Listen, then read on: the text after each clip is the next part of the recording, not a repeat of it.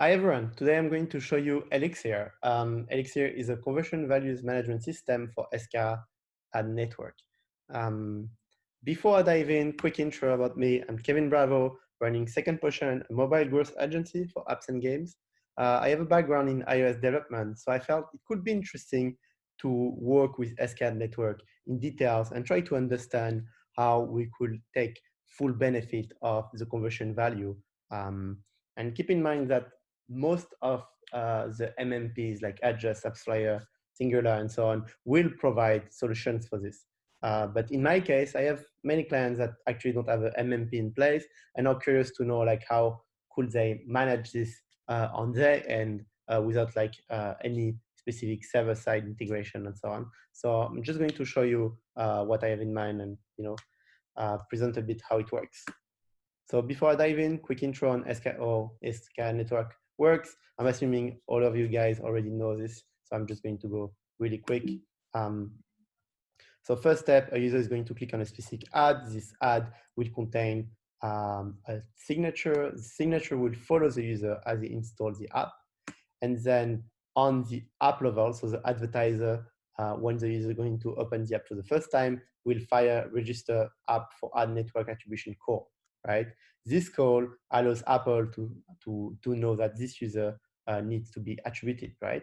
And then Apple will just verify if they find this signature that followed the user available on the device, right? If it's the case, Apple can attribute the install, and then they will fire a timer that is 24 hours, okay? After this 24 hours timer, they will fire a second one, which is random between 0 to 24 hours.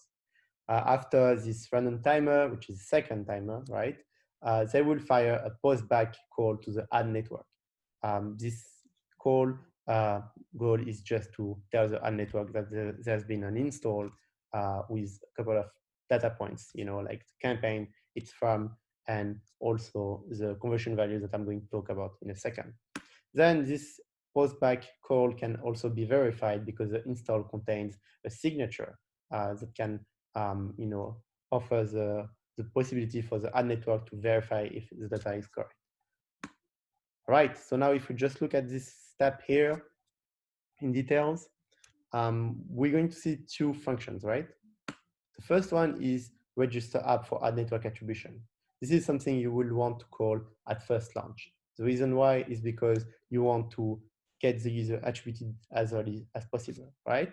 The second method will be called when you want to update a conversion value. So think of conversion value as just answering the question, how much is this user worth for my business, right?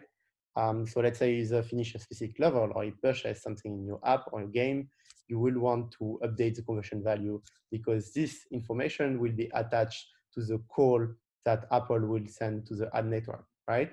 So you'll be able to know that the user is coming from Facebook and that their conversion value is like 20, for example. So this brings a lot of questions, right? First of all, how do you define conversion value? When do you send it? What is it based on, and how do you manage the timer reset? So on this last one, I think there is a lot of research to do yet, but just keep in mind that random timers, the 24-hour timer is actually resetted every time you call update conversion value. So as long as you keep running this call, the timer is going to be reset and it's going to increase the range of time where like these different actions the user could have taken would be possible. So just to clarify, it's going to be harder for you to pinpoint an install timestamp because basically Apple doesn't give you this information, and with the random timers, you will have a hard time to know when the install happened. But yeah, anyway, so just about the conversion value, it can be integer between 0 to 64, can only go higher, so you can't call update conversion value with a lower value than the previous time you called it. So if you call update conversion value 10, it has to be 20 on the next call or like 11 minimum, right? It's updated from the app, so it means that you can't use your server to call this function. And yeah, then you have to think about it and figure out like, how do you want to define the conversion value, right? A couple of ways to do it. This is not every way, just a couple of the ones I've been researching. So the first thing is manually. So you can just say, today I'm optimizing my campaigns around like, I don't know, sign up and purchase. So I'm just going to put these two conversion values and say it's sign up is a 10, purchase is a 20. The problem with this is like it's kind of challenging because you may want to track the revenue, right? And if you do this, it's going to be hard to define an integer to a specific amount of revenue. So it's not like ideal. Another way to do it is to use binaries. And this kind of method has been introduced to me by Paul Bowen, but I also saw it in the scan document from Singular. So the idea is that each conversion value from 0 to 64 actually represents a list of 6 digits, which are like binaries, right? 0 or 1. And then you can use binaries to actually set up revenue per user as ranges, right? So like, let's say 0.00001 could be like, I don't know, 10 cents. And then 1 to like 101 could be like 10 cents to a euro or something. So then you can have like kind of ranges of spend. And this is interesting if you have a business that is, you know, revolving around this kind of revenue figures early in the funnel. Another way to do it is to split these binaries in half and say 3 binaries are for progress and 3 are for revenue. So what I mean by that, and this is the approach I will show you in a minute, is that you'll have a couple of events in progress and a couple of events in revenue, and you'll use both to actually come up with a system to track conversion value. Another way to do it is just combination. So let's say you have 3 progress events, 3 actions that the user can or can't do, and you want to know when they didn't do a specific action, and a couple of revenue events. This is also another approach you could take. But today I'm just going to talk about this one. I'm going to show how it looks in a spreadsheet, and then I will show how you can track it on the app level without having to update your app every time you want to make a change. And this is like the big value I'm going to show you today. So if I start with a spreadsheet, this is how it would look like. So you have all the conversion value, 1 to 64, and each conversion value represent a combination of progress and revenue conversion, right? So you can see the tables are here. So this is a table for progress and this is a table for revenue. So you can see that for each binary, I'm going to set up a specific event or specific kind of conversion, right? So in this case, the binary 001 means that I did at least 1 level completed, okay? And then 010 is 5 and so on, right? For revenue, I have something similar with like kind of threshold of spending in my app. So 001 is a purchase that is at least $1, 010, $2, and so on, right? So how do we read this? Well, basically, let's say I have a user that comes in their first 24 hours and actually finish 10 levels, right? So in this case, his binary is going to be 0.11, right? And then if we look at how much money this user spent, let's say he spent like around $12, right? So in this case, his revenue binary would be 101, okay? Then you're going to combine these two. So the way it works is you put the revenue binary on the left and the progress one on the right, because the revenue is always more important. And then if we look at 101.011, and if you go all the way down, you see that 101.011 is corresponding to a conversion value of 43. So for this user, you'll be sending 43 as a conversion value. So now, if this user actually finishes 5 more levels, it will just go 1 step down, right? So 15 levels completed, still spend $10 or more, and it will be 44. Now, if we get back to this user and actually spend $10 more, it will just go all the way down to here. 10 levels completed, purchases more than $15, so its conversion value will be 59. Okay, so it's fairly simple. Gives you a couple of like events, like a couple of data points you can define on each side.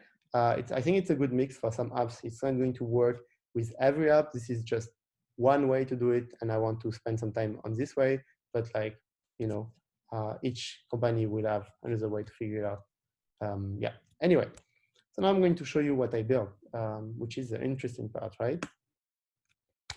So I was thinking, the way conversion values work, I definitely don't want to ask my developers to update the app and change everything every time I have a new idea, every time I realize that in this new geo, I need another way to look at things, right? It's not going to work out. So my approach is completely integrated in the product, but doesn't require any update. And you can change all your conversion values and what they mean and when they have to be triggered on the server. So that's what I'm going to show you now. So the first thing is you're going to have a custom dashboard, right? This custom dashboard will allow you to define the conversion values you want for your app or your game. Then this custom dashboard will generate a conversion table that will be available through a REST API. And the conversion table is just basically what I showed you. It's like a representation of all the values you can send and what they mean for the user. Then you have your app with the Elixir SDK, which is open source. It can also be, your code inspired by this SDK. It's like, I don't mind just taking it as an example. In the first session, you will request the conversion table, right? And by requesting the conversion table, you will have all the data that you set up in the dashboard. Then you will store it locally on the device.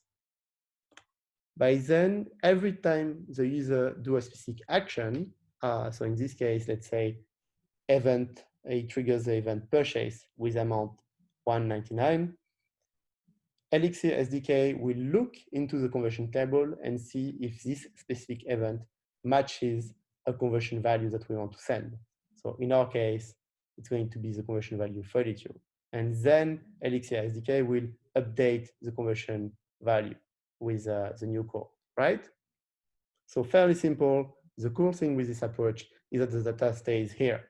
So you're only doing one server request to ask for the conversion table, and that's it. All the rest is going to be managed locally. So it's pretty awesome.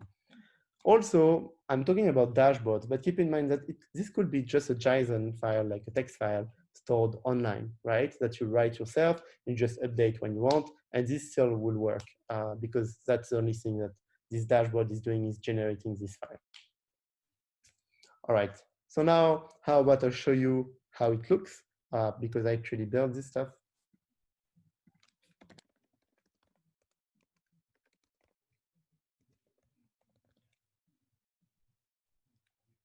I'm going to connect to my dashboard.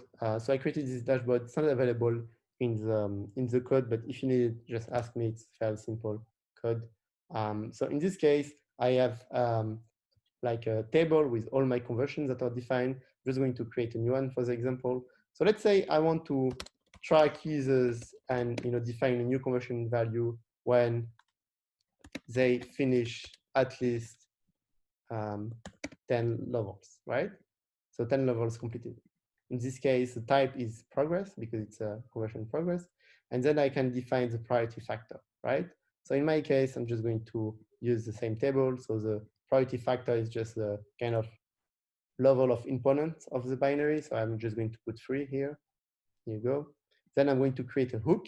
So a hook is basically kind of a trigger, right? So it's telling the app or the game when should you send this conversion value. So in our case, it's when the event level completed, where the level is higher than 9, right?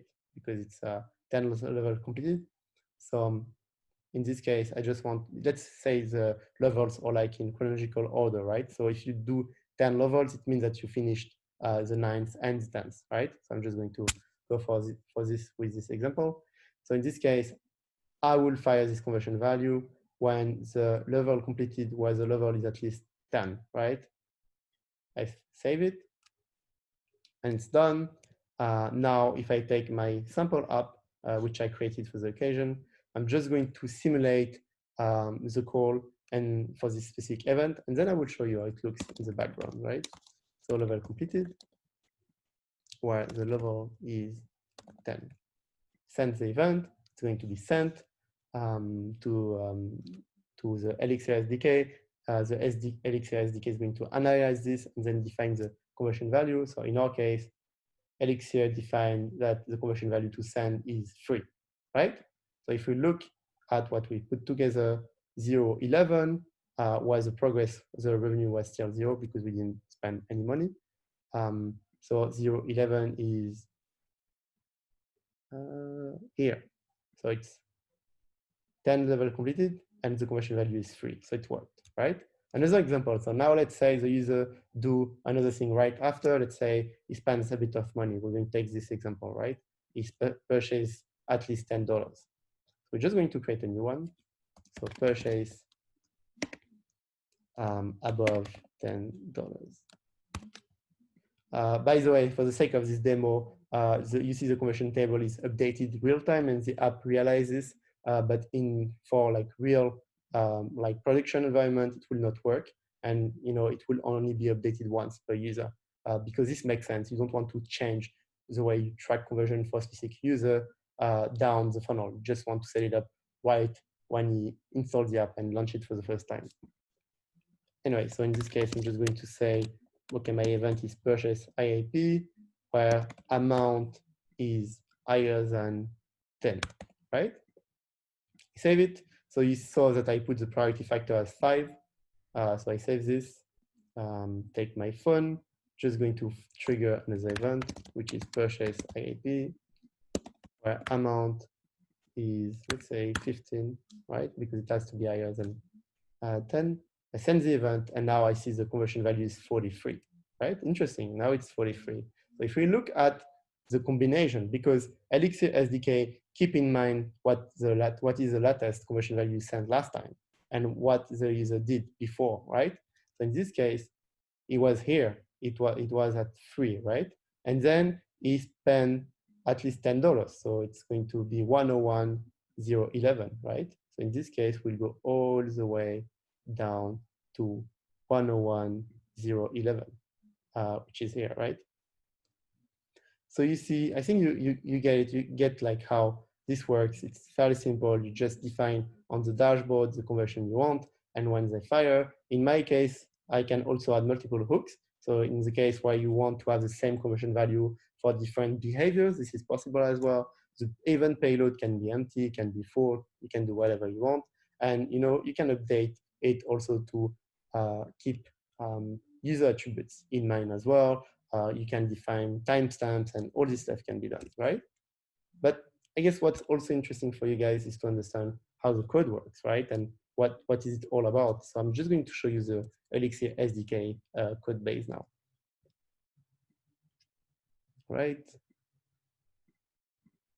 So how would it look like for developers to integrate this SDK? So there is 2 lines of code, right? The first one is this one. It's to initialize the SDK, right? In my case, I'm doing it on a local environment, but in your case, you will just put the conversion table URL here. So where Elixir is going to search for the JSON table. In my case, it's local, but in your case, maybe it will be like your server, like my app .com/JSON table/latest or something. Anyway, right? You get it. Then every time you're going to fire a specific event, I'm just going to launch this, right? Elixir.instance.log event. And then you're going to fire this for all your events.